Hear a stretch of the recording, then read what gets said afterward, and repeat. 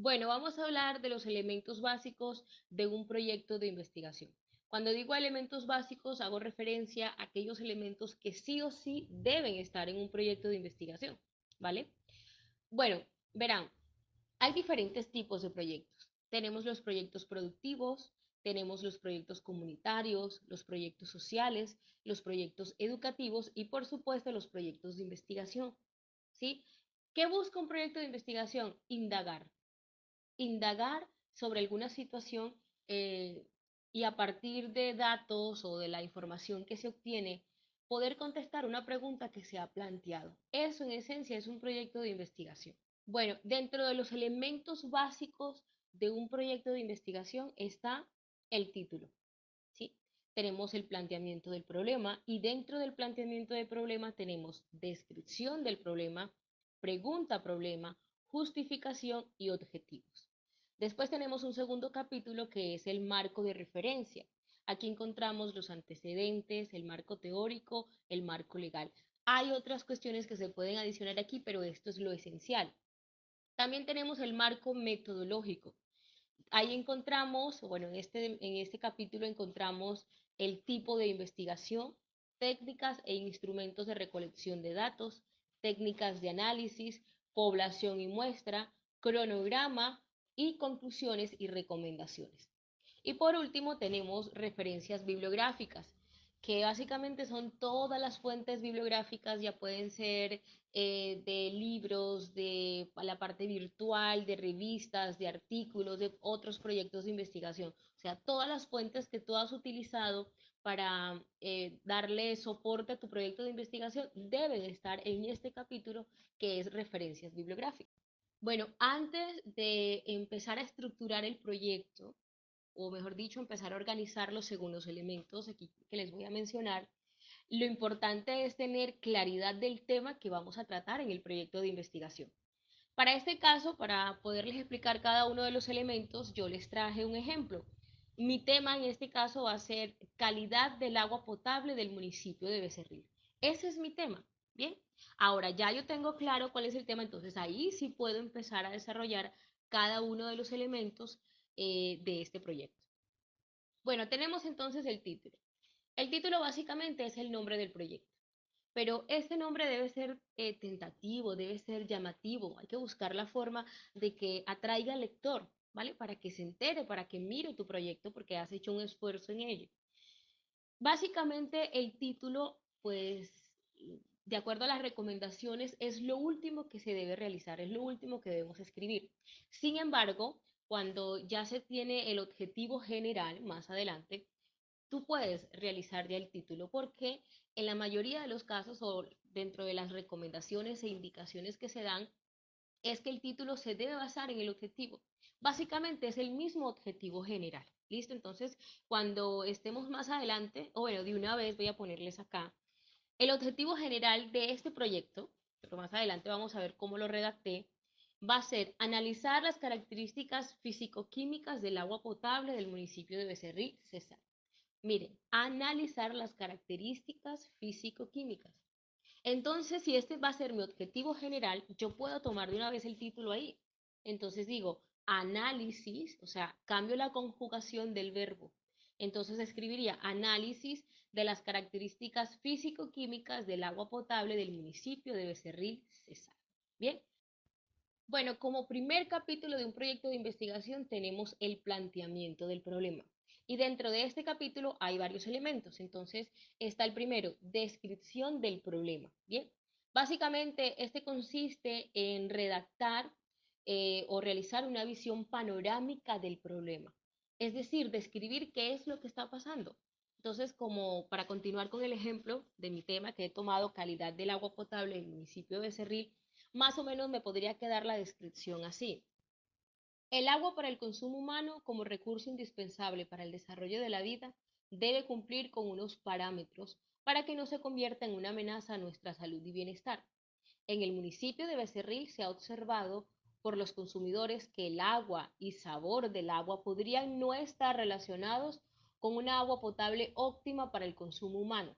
Dichas condiciones pueden generar problemas de salubridad que se derivan del consumo del agua suministrada.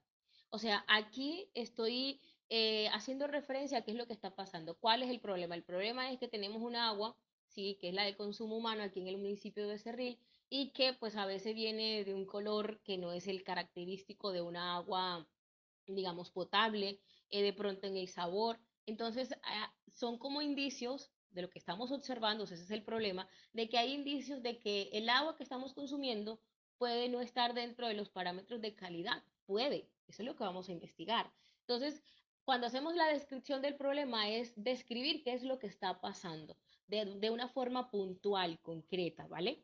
Bueno, dentro de este mismo ítem o dentro de este mismo elemento, descripción del problema, ya después que se redacte, que se describa el problema, qué es lo que está pasando, al final tiene que realizar la pregunta problema, o sea, hay que redactarla en forma de pregunta, ¿vale? De acuerdo al problema que yo estoy planteando.